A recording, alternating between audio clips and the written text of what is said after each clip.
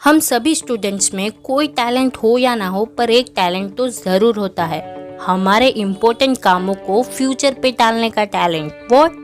सी। ठीक है, इस होमवर्क को नेक्स्ट मंडे देना है, संडे को कर लेंगे। ओके, ये प्रोजेक्ट नेक्स्ट मंथ सबमिट करना है, बाद में देख लेंगे, अभी तो टाइम है। जब ये घड़ी की सुई 6 पे जाएगी ना तो पक्का पढ़ना स्टार्ट।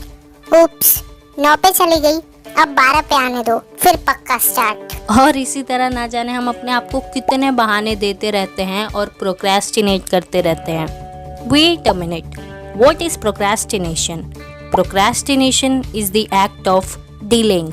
आसान भाषा में कहूँ तो जब आप अपने कामों को फ्यूचर पर टाल देते हो तो आप प्रोक्रेस्टिनेट कर रहे होते हो। लेकिन आप अकेले नहीं हो प्रोक्रेस्टिनेशन करने वाले। हर इंसान थोड़ा या बहुत थोड़ा, ज्यादा या बहुत ज्यादा प्रोक्रेस्टिनेट तो करता ही है। अगर आप थोड़ा या बहुत थोड़ा प्रोक्रेस्टिनेट करते हो तो it's okay, nothing wrong in that. आखिरकार आप एक इंसान हो। बट अगर आप बहुत ज्यादा ही प्रोक्रेस्टिनेट कर रहे हो तो ये सीरियस इशू है और आपको इस पर ध्यान देना होगा। रिसेंटली मैंने आपके लिए एक बुक पढ़ी, how to become a straight A student, जिसके पार्ट 1 में कॉल न्यूपर्ट यानी इस बुक के ऑथर ने बहुत अच्छे से प्रोक्रेस्टिनेशन के बारे में बताया है। रूटीन और टाइम टेबल तो हर एक स्टूडेंट बना लेता है, बट एक्शन हर कोई नहीं लेता। देखो, हम हमेशा पढ़ाई नहीं कर सकते, हम हमेशा अपने असाइनमेंट्स और होमवर्क में नहीं लगे रह सकते हैं। ये अनरियलिस्टिक है, आखिर हम ह्यूमंस हैं। तो प्रोक्रेस्टिनेशन को पूरी तरह से खत्म तो नहीं करा जा सकता, लेकिन हाँ, जब आप ये स्ट्रैटेजीज जो मैं आपको इस वीडियो में बताने वाली हूँ समझ लोगे तो उसके बाद आप इस प्रॉब्लम के साथ बहुत अच्छे से डील कर पाओगे और बहुत ज़्यादा प्रोडक्टिव भी हो जाओगे। So let's begin with the tip number 1, work progress journal. अच्छा, याद करो लास्ट टाइम आपने कब प्रोक्रेस्टिनेट किया था। आपको तुरंत कुछ ना कुछ याद आ ही जाएगा। मे बी वो कोई होमवर्क होगा और तब आपने अपने आप को कहा होगा कि मेरे पास इस होमवर्क को कंप्लीट करने के लिए पूरा मटेरियल नहीं है, या फिर मेरे पास टाइम नहीं है, या फिर मुझे नींद आ रही है, एक्सेट्रा एक्सेट्रा। ऑथर कहते हैं कि आप एक सस्ती सी नोटबुक ले लो और हर रोज उसमें अपना टू डू लिस्ट लिखो। आपको उस दिन क्या करना है वो काम लिखो, भले ही आप उसे कंप्लीट करो या ना करो, बट एटलीस्ट लिखो।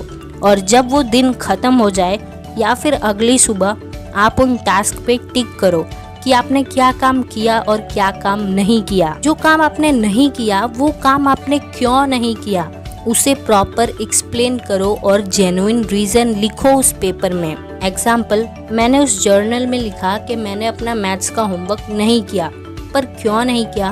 क्योंकि मेरे पास ज्योमेट्री बॉक्स नहीं था।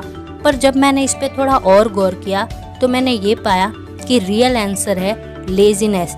बाजू वाले कमरे में ही ज्योमेट्री बॉक्स था, पर मैं वहाँ पर गई नहीं उस बॉक्स को लेने के लिए। पर आप पूछोगे ये सब लिखने से क्या होगा? ये सब लिखने से ये होगा कि आपका ईगो हर्ट होगा। जब वो आप जेन्युइन रीजन पेपर पे लिखोगे कि आपने वो काम क्यों नहीं किया, तो आपको पता चलेगा कि इतनी छोटी सी बात की वजह से आपने अपना इतना इम्पोर्टेंट काम नहीं किया, और फिर सच में आपको बुरा लगेगा और फिर आप नेक्स्ट टाइम उसे रिपीट करते समय थोड़ा सोचोगे। तो इस तरह से हर रोज आपको अपना टू डू लिस्ट लिखना है, एंड बिलीव मी ये बहुत ज्यादा पावरफुल है। इससे आपने कितना प्रोग्रेस किया वो आप ट्रैक कर पाओगे। So give it a try. Tip number 2, feed the machine. देखो यार, जब आप बहुत ज़्यादा थके होते हो, जब आपके अंदर बहुत कम एनर्जी होती है, तो जाहिर सी बात है कि आप प्रोक्रेस्टिनेट करोगे ही, क्योंकि आपका ब्रेन एक मशीन है। जब तक इसे एनर्जी नहीं मिलेगा ये किसी भी काम पे कंसंट्रेट नहीं कर पाएगा, और फिर आप कैसे प्रोक्रेस्टिनेशन से लड़ पाओगे? तो ये पॉइंट्स आपको याद रखना है। First, drink water constantly. जब भी आप पढ़ने बैठो एक वाटर बॉटल जरूर अपने साथ रखो, या फिर टाइम टू टाइम आप पानी पीते रहो। इससे क्या होगा, आप हाइड्रेटेड रहोगे और आपका एनर्जी लेवल भी काफी हाई रहेगा, आपको नींद नहीं आएगी। Point number 2, monitor your caffeine intake carefully. बहुत सारे बच्चे क्या करते हैं, नींद से बचे रहने के लिए और फ्रेश रहने के लिए कॉफी पे कॉफी पीते रहते हैं। बट जब आप इतना ज्यादा कैफीन लोगे तो आप अपने काम पे फोकस्ड नहीं रह पाओगे, आप अनफोकस्ड हो जाओगे। तो इससे अच्छा है कि आप सिर्फ 1 या 2 कप कॉफी पियो, या फिर उसकी जगह पानी पियो, वॉक लो या चाय पी लो। Point number 3, treat food as a source of energy not satisfaction. जब आप जंक फूड खाते हो ना, तो वो आप सेटिस्फैक्शन के लिए खाते हो, ना ही कि एनर्जी के लिए। बट देखो यार, जब आप ऐसी चीज़ें खाते हो तो आपका पेट तो भर जाएगा, आप सेटिस्फाई हो जाओगे, बट आपको एनर्जी बिल्कुल नहीं मिलेगी। हाँ, उस टाइम आपका एनर्जी लेवल बूस्ट हो जाएगा, बट सडनली वो थोड़ी ही देर में डाउन हो जाएगा। इसीलिए आपको वेजिटेबल्स, फ्रूट्स और नट्स खाने पे फोकस रखना चाहिए। इससे क्या होगा, आपका पेट भी उतना नहीं भरता है जिससे आप लाइट फील करोगे, लेकिन आपका जो एनर्जी लेवल रहेगा वो लंबे टाइम तक एक जैसा रहेगा। And last point, don't skip meals. आप चाहे कितने भी बिजी हो, आप चाहे कितना भी इम्पोर्टेंट काम कर रहे हो, बट आप अपना मील स्किप मत करो। And most important, meal time पे लो। So now it's time to jump on tip number 3, that is make an event.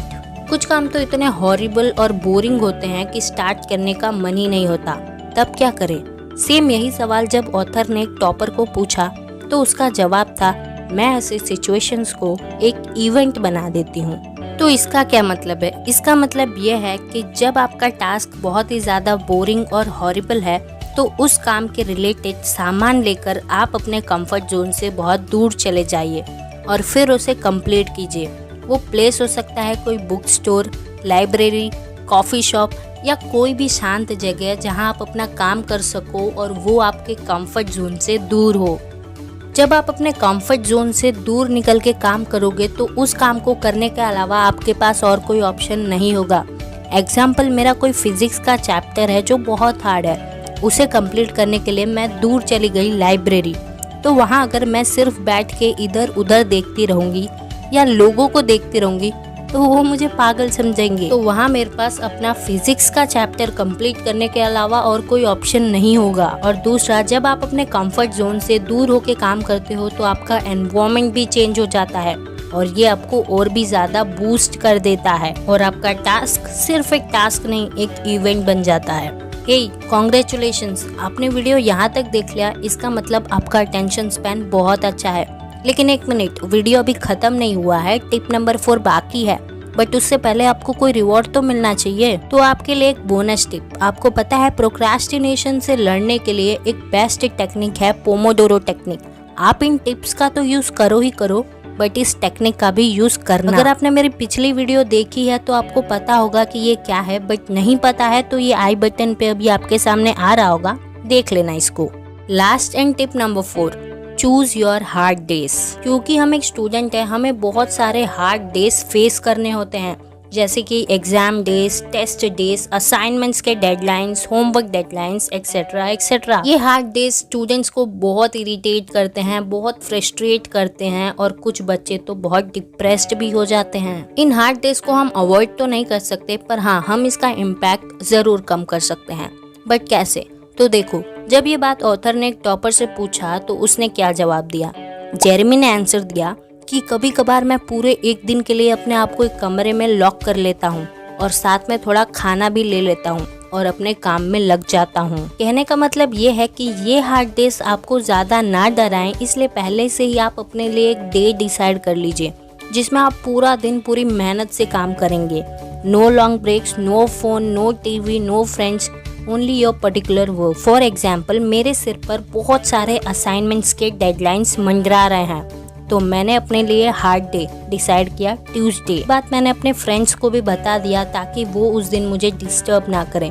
और दूसरा, इसका ये फ़ायदा होता है कि अगर मैं ट्यूसडे को असाइनमेंट्स कंप्लीट करने नहीं गई पूरे दिन तो फिर मुझे उनके सामने एम्बेरेस फील करना होगा। सो फाइनली ट्यूसडे को मैं अपना असाइनमेंट करने में लग जाती हूँ। No friends, no phone, no TV, nothing, only assignment. तो इस तरह जब आपका रियल हार्ड डे आएगा तो वो आपको उतना इम्पैक्ट नहीं पहुँचाएगा, आप कूल रहोगे। सो आई होप आपको ये सारे टिप्स समझ में आए हैं। हमने ये 4 टिप्स यहाँ पे डिस्कस किया था। So that's it for today's video. अगर आपको ये वीडियो अच्छा लगा है तो प्लीज़ लाइक करके मुझे बताओ कि हाँ, हमें अच्छा लगा है। शेयर करना इसे अपने बेस्ट फ्रेंड के साथ ताकि उसकी भी थोड़ी हेल्प हो सके। सब्सक्राइब करना अगर आपको ऐसे और वीडियोस देखने हैं तो। एंड फाइनली दिल से thank you so much for watching the video.